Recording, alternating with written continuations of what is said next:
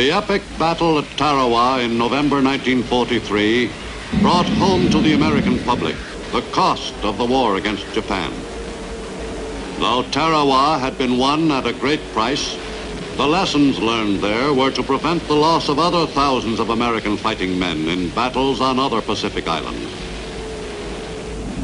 In January 1944, an invasion of the Marshall Islands was undertaken, an invasion whose success depended in large measure on the experience gained at Tarawa.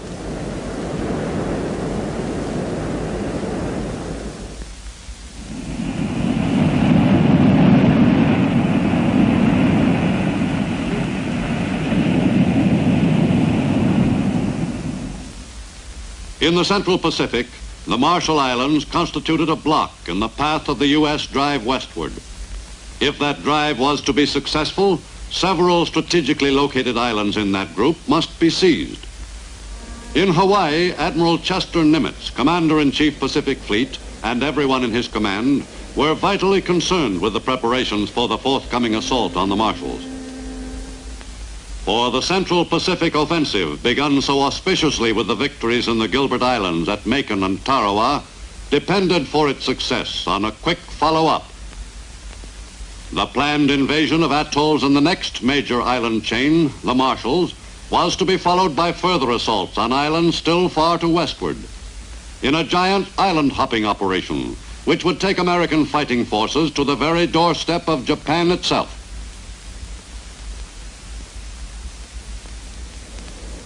In January 1944, the High Command in the Central Pacific Theater checked carefully over final preparations for the all-important invasion of the Marshalls. The amphibious assault force left Hawaii behind and headed for the Marshalls in late January. Stealthily, the fleet moved into enemy waters. Gunners in the mightiest invasion fleet yet mounted prepared to knock out enemy defenses on the target islands.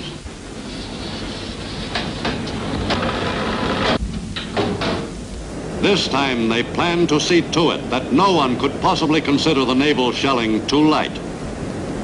On January 29th, the warships began their softening up of Kwajalein atoll.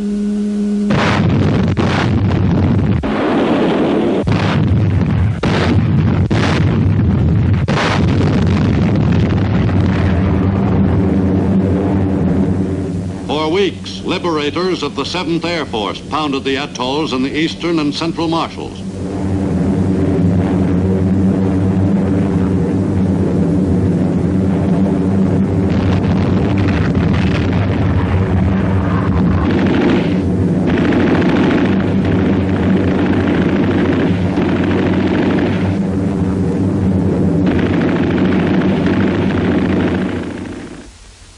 At Kwajalein, the world's largest coral atoll, the main objectives were 3 small islands. Roy and Namur, linked by an artificial causeway, were to be seized by the 4th Marine Division.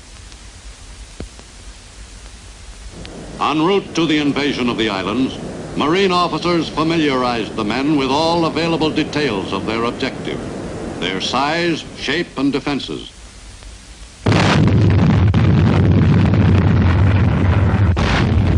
At Kwajalein Atoll, the 4th Marine Division went into action for the first time. Most of the men had arrived only recently from Marine training camps in the United States. For the first time, the assault waves took their own supplies with them. H-hour, delayed almost 2 hours, was only minutes away. The men would be real veterans soon.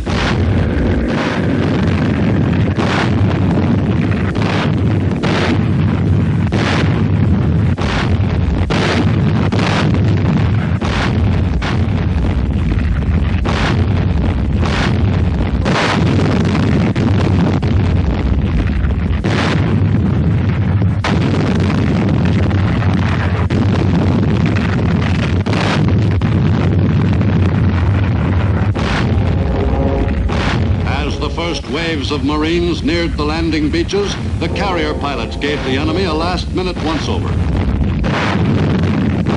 The The men were prepared for another Tarawa.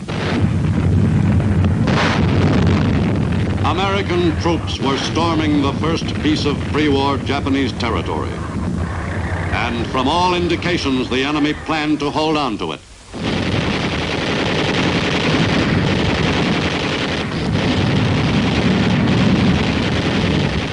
The 4th Division Marines were loaded for action. They were prepared for the worst.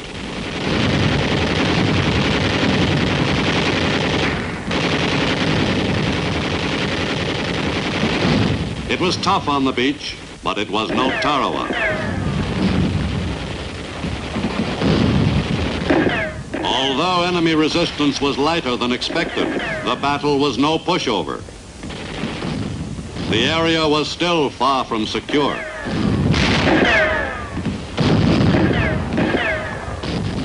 The troops at Kwajalein benefited enormously from the experience other American fighting men had had on similar atolls in the Gilberts some 2 months before. The pattern for dealing with a dug-in enemy on a tiny sand spit of an island had been successfully established.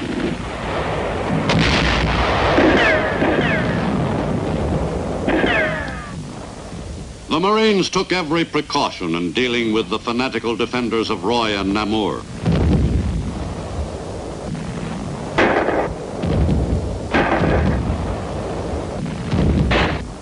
The Marines took some prisoners at Roy and Namur, but they represented only a small percentage of the enemy force which defended the island. 264 Japanese were captured on the 2 islands. But there were still many pockets of enemy resistance.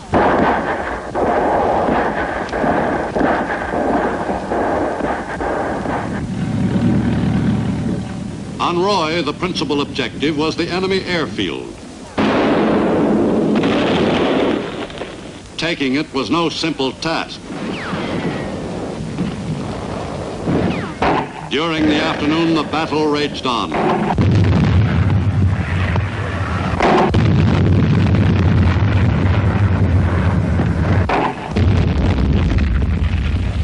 By late afternoon, the back of enemy resistance on Roy was broken.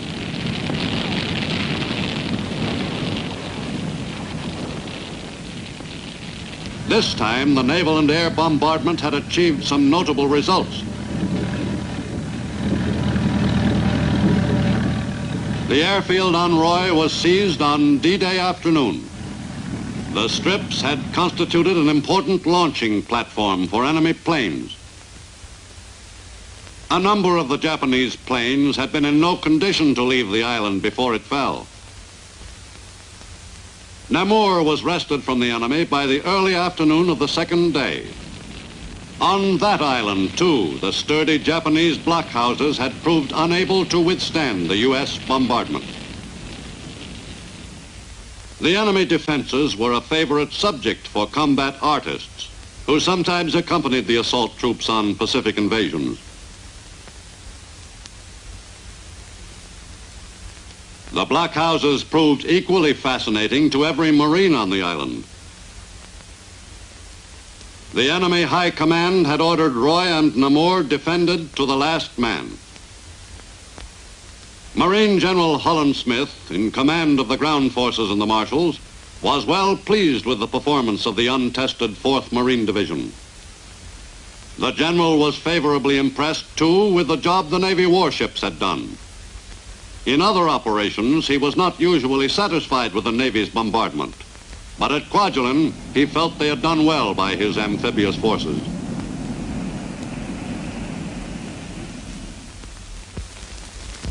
The Japanese who garrisoned Roy and Namur hadn't believed it possible for their stronghold to fall to an American overwater assault. After the battle, the Marines had an opportunity to inspect the souvenirs they'd collected. The most highly prized memento throughout the Pacific was a Japanese samurai sword, usually carried only by high-ranking enemy officers. There was plenty of Japanese money for the invaders, but no place to spend it. The men who'd made the assault hadn't had a chance to take their shoes off since leaving the transports for the invasion. They almost felt civilized again. With the battle won, U.S. forces had reached another milestone on the road to Tokyo. Many of the men who had helped achieve that forward step had been cut down during the battle. In all cases possible, positive identification of the dead was sought by the Graves Registration Section of the 4th Marine Division.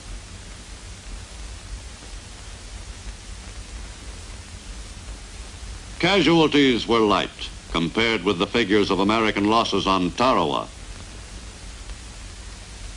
But 190 Marines lost their lives at Broy and Namur in the struggle to establish a foothold for U.S. forces in the Marshalls. Each new victory in the drive across the Pacific was marked by still another burial service and the dedication of another square of hallowed ground, thousands of miles from home. The men who survived felt a very real sense of loss, for a strong feeling of kinship springs up between men in battle for a common cause. The dead would not be forgotten by the men who had fought with them side by side.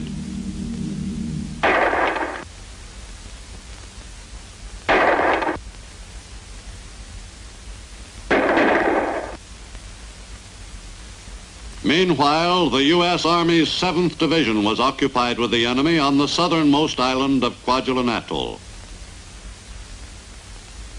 On February 1st, in mid-morning, the assault waves moved into the beach. These GIs had last seen action in the Aleutians in quite a different setting. World War II was the first major war to be thoroughly covered by combat cameramen. To record the war on film, motion picture cameramen went ashore with the first waves of assault troops and stayed with them in the thick of the fight. The 7th Division GIs pushed across the island against spotty enemy opposition. On that first day on Kwajalein, U.S. casualties were light. Less than 70 men were hit by enemy fire.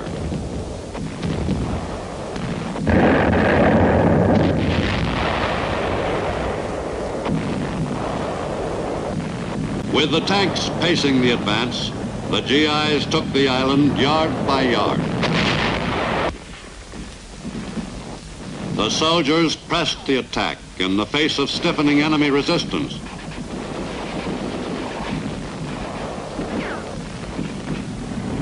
Tanks played a major role in the victories in the Marshalls, but it was still the men with the rifles who seized and held the territory.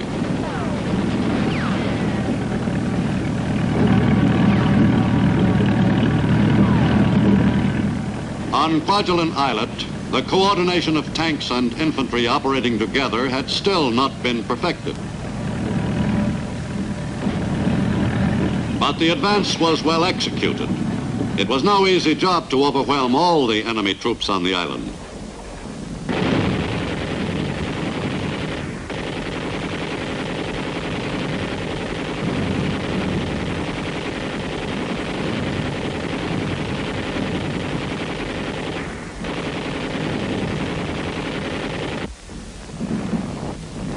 For 5 days, the 7th Division GIs battled the enemy on Kwajalein. And for 5 days, the enemy had to be located and blasted out of his holes.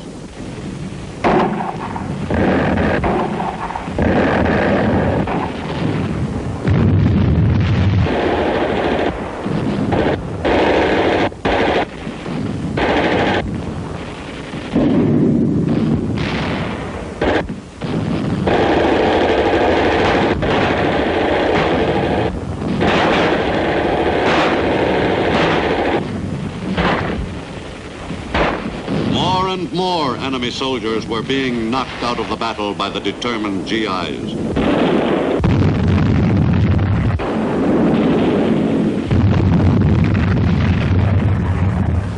Enemy casualties mounted steadily.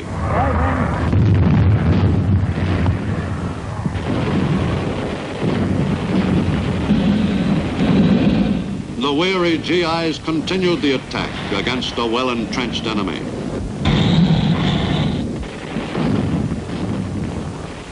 As on Roy and Namur to the north, the Japanese garrison on Kwajalein Islet had solid positions from which to carry on their stubborn defense of the island. In the process of seizing the islet from the enemy, 1,214 American soldiers were hit on Kwajalein. The lightness of American casualties could be traced to the more careful preparation on the part of both the Army and Navy. On February 5th, the battle on Kwajalein Islet had been won. After the spirited struggle, 170 enemy troops were taken prisoner, all that was left of a garrison force of some 4,000. The enemy had lost the 3 key islands of one of the most strategic atolls in the Central Pacific. The defeated troops were beginning to have a few doubts about the invincibility of the Japanese war machine. In February 1944, U.S. forces pushed deeper into enemy territory, to the extreme western end of the Marshall Islands chain. Eniwetok Atoll was invaded in mid-February by 2 regiments, 1 Marine, 1 Army. The 22nd Marine Regiment landed first on Njebe Islet, and in a furious day-long battle knocked out a strong enemy garrison. The Marines on Njebe were seeing action for the first time, and they acquitted themselves well.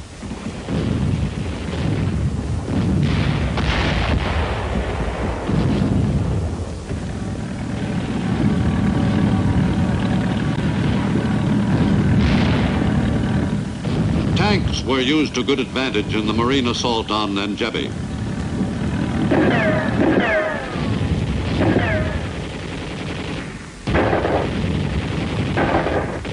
The 3 principal islets of Eniwetok Atoll were successfully seized by the 5 battalions of Marines and soldiers in 7 days.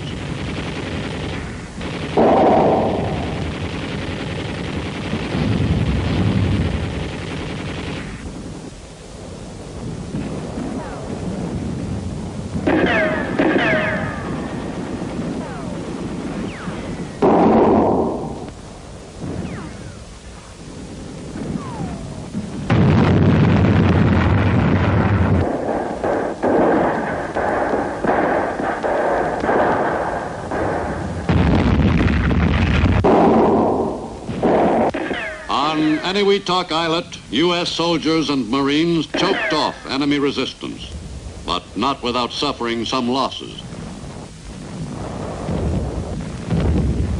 Many of the casualties among the riflemen were attributable to the light bombardment of this particular islet. On Parry Islet, 22nd Regiment Marines fought almost a duplicate of their earlier battle on Njebe, except that the enemy on Parry held out a bit more stubbornly. But the Marines mopped it up on the second day.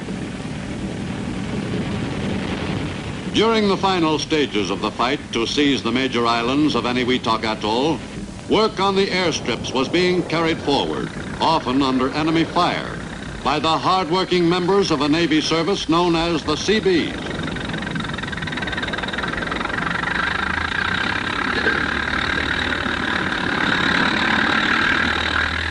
Organized early in World War II, the Navy's construction battalions achieved miracles in building airstrips on islands all across the Pacific in unbelievably short periods of time and under any conditions. The Seabees never wasted any time.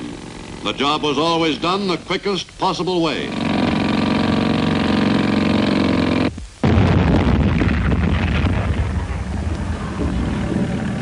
The Seabees never lost an opportunity to take advantage of whatever came their way, including enemy equipment.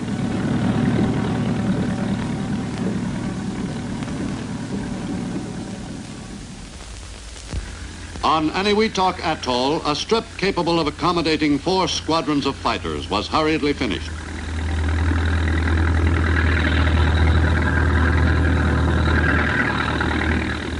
The speed with which the Seabees could build an airstrip on any kind of terrain was a constant source of wonder to the fighting men in the area. Even the Army was impressed with the Seabees' accomplishments in the Pacific. The work of the construction battalions on islands all across the Pacific was greatly admired by the Marine Corps, charged with seizing and holding those bases. The Seabees' most vital functions included the construction and repair of airstrips, of coral and sand. For on the speed with which those airstrips were put into operation depended the speed of the continuing advance toward Japan. The majority of the 250,000 men in the Seabees had had experience in some phase of construction work before entering the service. That experience proved invaluable to the U.S. fighting forces. But even the most knowledgeable construction men were faced with many completely new problems on the islands of the Pacific. Once their job was done, the Seabees never had long to wait to see the results of their work. Windmill washing machines became familiar sights on the islands where the Seabees were on the job. Just one evidence of the versatility of the Navy's newest branch. But aids to comfortable living in the tropics were only spare time projects. After the airstrips were built or repaired on an island base, the Seabees fell to work on the construction of the necessary buildings for the forces which would garrison the new base. The job of creating a camp the size of a small city was usually only a few weeks' work for a battalion of Seabees. Their favorite boast, "We do the difficult immediately, the impossible takes a little longer," was not considered an overstatement by the troops in the Pacific.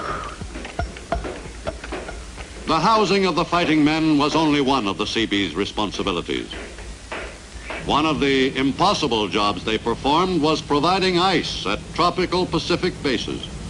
Whatever the need, the Seabees could be counted on to fill it, and without delay. Their philosophy was summed up in a standard two-word answer to any request: can do. The U.S. now had possession of two key atolls in the Marshalls Group. Those two quick victories on a few sandy islands made a considerable difference in the areas of control exercised by the two principal warring powers in the Pacific. For from the Marshalls, the U.S. Air Force was in excellent position to launch attacks against the Caroline Islands, and in particular the enemy's powerful base at Truk.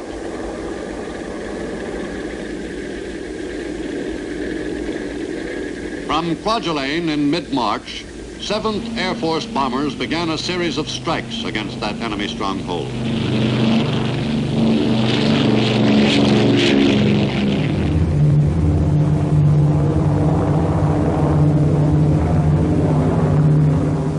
The Liberators could make the trip from Kwajalein to Truk and return in less than 9 hours, if the weather was favorable for that period.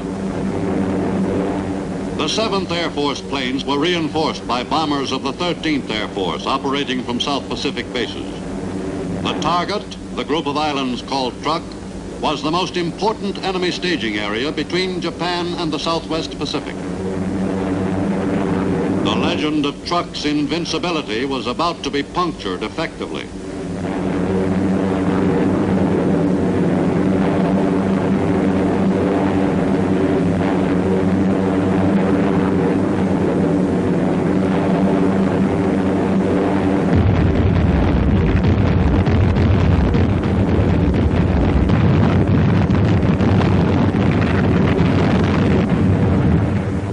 The Liberators were depositing the new 2,000-pound bombs on the enemy's base.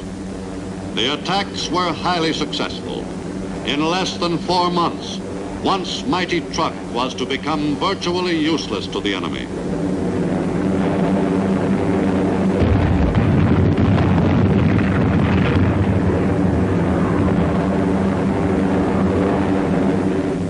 In a single month in early 1944, U.S. Air Force planes dropped a total of 1,813 tons of bombs on Truk.